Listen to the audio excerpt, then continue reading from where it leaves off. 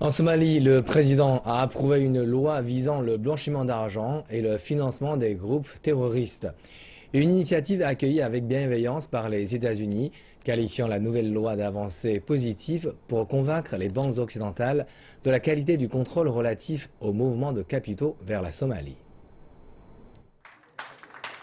Il s'agit d'une nouvelle étape initiée par le gouvernement dans le combat contre le terrorisme.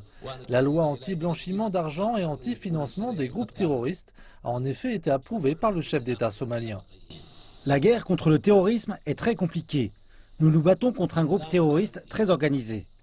Pendant des années, nous n'avions pas de loi capable de faire face à ce nouveau phénomène. Le terrorisme mondial est un phénomène nouveau sur la planète. Il exige une politique claire pour mieux le combattre. Un de ces aspects est le blanchiment d'argent et nous l'avons récemment inclus dans une loi. La Somalie combat déjà une insurrection armée du groupe extrémiste Al-Shabaab affilié à Al-Qaïda. Le gouvernement a fait fuir les militants de toutes les villes portuaires, une source de revenus majeure pour les terroristes depuis plusieurs années.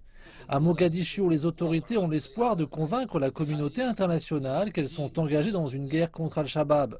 Certes, des experts ont salué l'initiative, mais selon eux, cela risque de ne pas changer grand-chose. Je doute que cette nouvelle loi combatte le terrorisme en Somalie. Mais le fait que le gouvernement mette en place cette loi est une chose positive.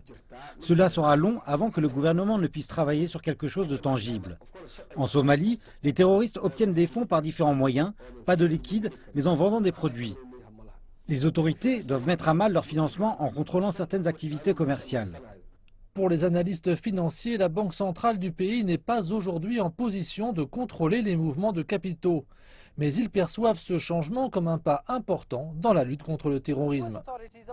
Les autorités américaines se sont félicitées de la signature de cette loi.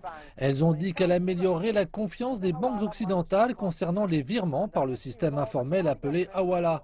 Cette nouvelle loi permettra au gouvernement somalien de contrôler les mouvements de liquidités tout en s'assurant que l'argent envoyé ne tombe pas dans les mains de groupes illégaux.